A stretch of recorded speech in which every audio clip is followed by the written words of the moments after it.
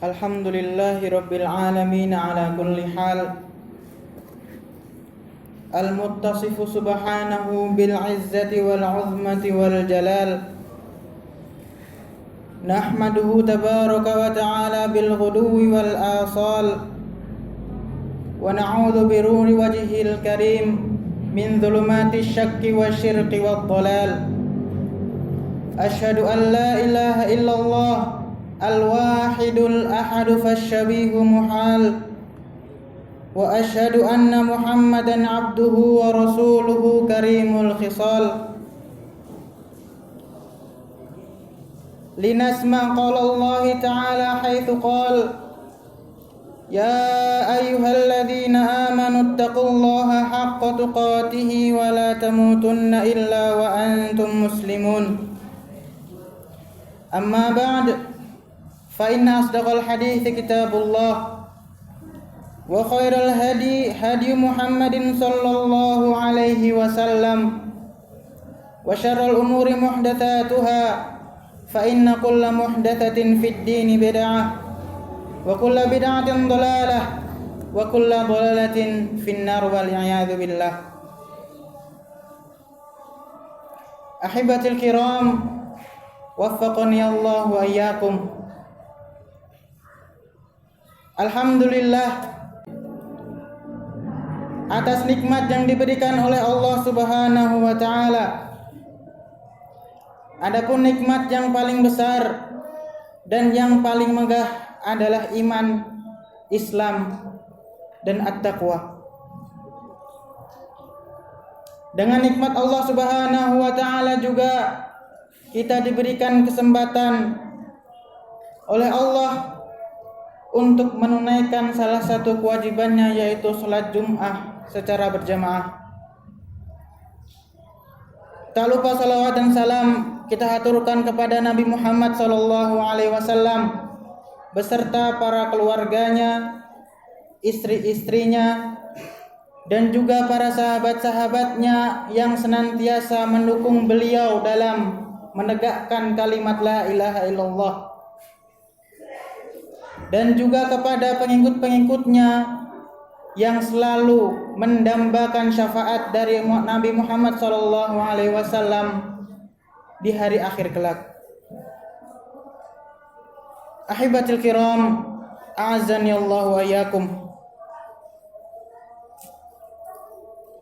Seorang muslim ketika ia sudah melafazkan asyhadu an la ilaha illallah, berarti ia sudah berikrar dan berjanji akan selalu menjaga akidahnya dari perkara-perkara yang dapat melemahkan akidah orang tersebut.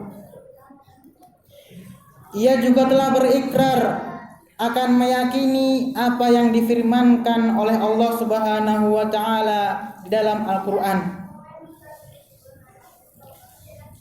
Dan ketika seseorang muslim sudah melafazkan asyhadu anna Muhammadar Rasulullah, berarti ia juga sudah berikrar dan berjanji akan terus mengikuti dan mentaati apa yang disabdakan oleh Nabi Muhammad sallallahu alaihi wasallam dalam setiap hadis-hadis sahihnya. Sidang salat Jumat yang diberkahi Allah Subhanahu wa taala. Suatu ketika datang sekelompok orang kafir Quraisy kepada Nabi Muhammad sallallahu alaihi wasallam. Kemudian mereka berkata, "Ya Muhammad, unsub lana rabbak." Wahai Muhammad, beritahu kepada kami nasab dari Tuhanmu. Kemudian Allah Subhanahu wa taala menurunkan satu surat, yang mana surat ini adalah sebagai jawaban atas pertanyaan dari kaum kafir Quraisy. Surat ini berbunyi, Qul huwallahu ahad, Allahus samad, lam yalid walam yulad wa lam yakul lahu kufuwan ahad. Katakanlah kepada mereka, wahai Muhammad, bahwa Allah adalah Tuhan yang Maha Esa. Allahus Samad. Allah adalah tempat bergantung segala urusan manusia. Lam yalid walam yulad. Allah Subhanahu wa ta'ala tidak memiliki anak dan juga tidak diperanakkan. Walam yakun lahu kufuwan ahad. Dan tidak ada sesuatu pun yang dapat menyamai kedudukan Allah Subhanahu wa ta'ala. Kita pasti sangat tahu surat ini. Bahkan banyak dari kita yang sudah menghafalkan surat ini. Namun kita juga perlu memahami kandungan dari surat ini. Mereka kaum kafir Quraisy bertanya kepada Nabi Muhammad SAW tentang nasabnya Allah untuk merendahkan kedudukan Allah Subhanahu wa ta'ala. Mereka menyamakan kedudukan Allah seperti kedudukan manusia yang dapat melahirkan seorang anak. Kemudian Allah sendirilah yang menjawab, lam yalid walam yulad. Ahibatul kiram, azani Allah wa iyyakum. Menuduh Allah Subhanahu wa ta'ala memiliki seorang anak, bahkan sampai meyakini bahwa Allah Subhanahu wa ta'ala memiliki seorang anak, bukanlah perkara yang sepele, bukanlah perkara yang ringan. Karena Allah Subhanahu wa ta'ala berfirman dalam surat Maryam ayat 90 sampai 92, takadus samawati yatafattarna minhu wa tanshaqqul ardu wa takhirrul jibalu hadda. Hampir saja langit pecah, bumi terbelah, dan gunung-gunung hancur karena ucapan mereka, anda'u lirrahmani walada. Mereka mengatakan dan mereka menganggap bahwa Allah Subhanahu wa ta'ala memiliki seorang anak. Wa ma yanbaghi lirrahmani ayyattakhidha walada. Dan tidak mungkin bagi Allah Subhanahu wa ta'ala memiliki seorang anak. Ahibatul kiram, waffaqani Allah wa iyyakum. Kita sebagai seorang muslim yang sudah melafazkan asyhadu an la ilaha illallah wa asyhadu anna Muhammadar Rasulullah harus menjaga akidah kita dari ucapan-ucapan yang dapat menggoyahkan akidah kita. Kita juga harus melindungi diri kita dari ucapan yang dapat membuat Allah Subhanahu wa ta'ala murka dan marah.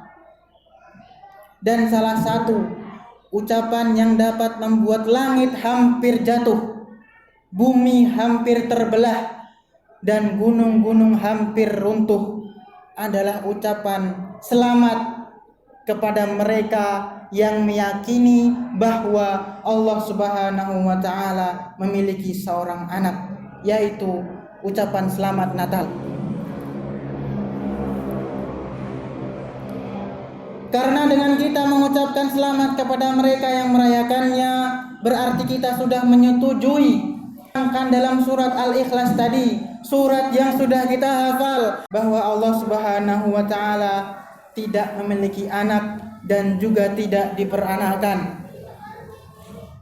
Ketika seorang muslim mengucapkan selamat kepada orang yang merayakannya, berarti ia setuju bahwa Nabi Isa alaihi salam dilahirkan pada tanggal 25 Desember, yaitu pada musim dingin.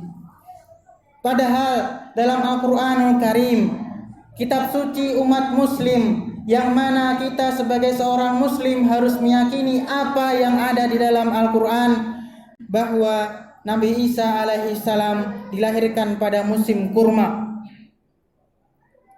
dan kurma tidaklah berbuah pada musim panas. Kisah ini dituliskan dalam Al-Quran dalam surat Maryam ayat 23 sampai 25. Ahibatul kiram, a'azzani Allah wa iyyakum. Ketika seorang muslim mengucapkan kalimat tersebut, berarti ia telah memberikan selamat atas kelahiran Tuhan mereka dan juga menyetujui keyakinan bahwa Nabi Isa alaihi salam meninggal dalam keadaan disalib. Maka dari itu, agama kita Islam melarang ucapan selamat kepada mereka yang meyakini bahwa Allah Subhanahu wa taala memiliki seorang anak.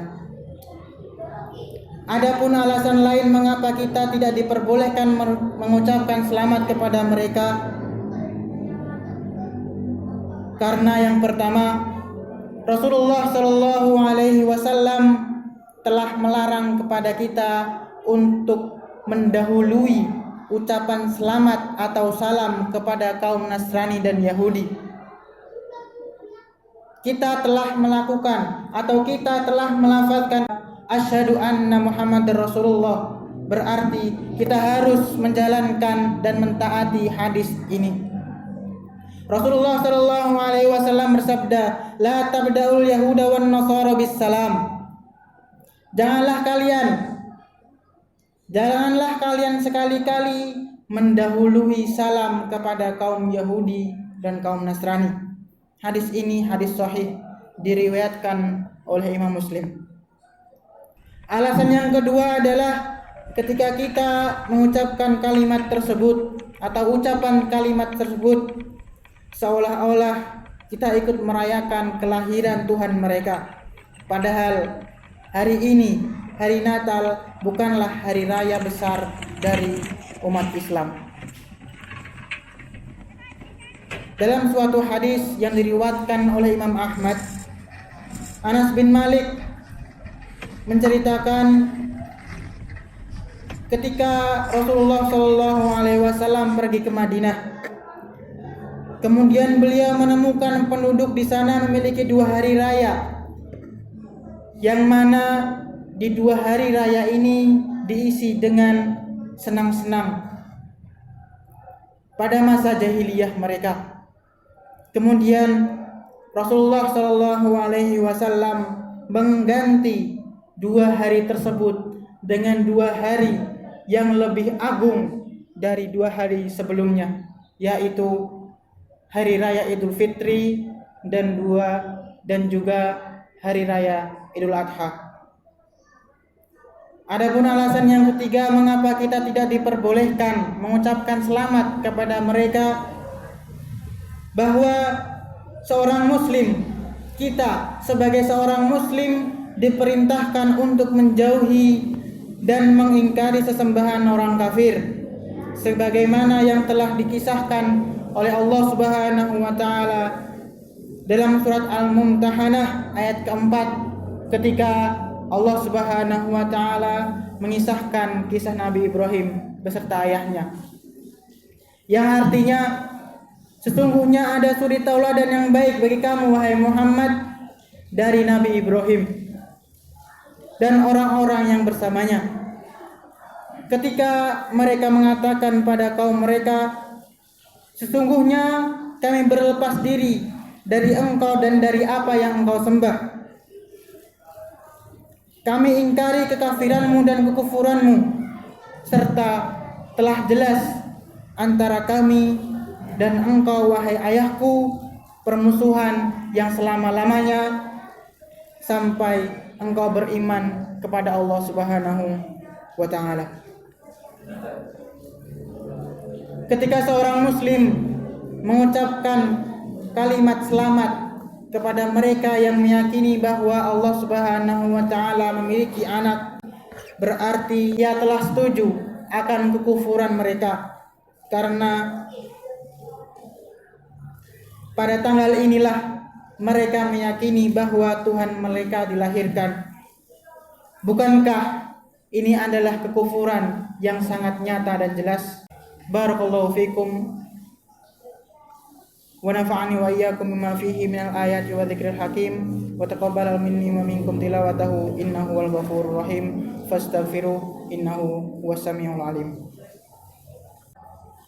Alhamdulillahi wa kafa wassalatu wassalamu ala nabiyyil mustafa wa ala alihi wa sahbihi ahli sidqi wal wafa.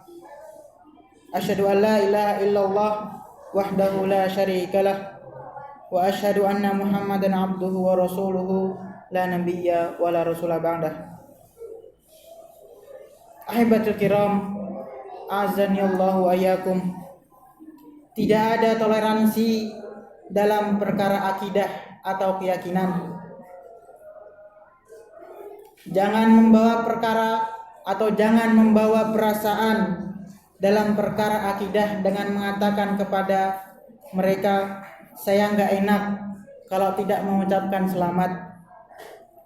Toleransi yang diajarkan Islam adalah dengan tidak mengganggu aktivitas dan kegiatan mereka. Kita masih diperbolehkan jual beli dan muamalah kepada mereka. Berakhlak baik juga diperbolehkan kepada mereka. Namun dalam perkara keyakinan kita ucapkan lakum dinukum waliyadin. Bagimu agamamu dan bagiku adalah agamaku. Innallaha wa malaikatahu yusholluna 'alan nabi. Ya ayyuhalladzina amanu shallu 'alaihi wa sallimu taslima.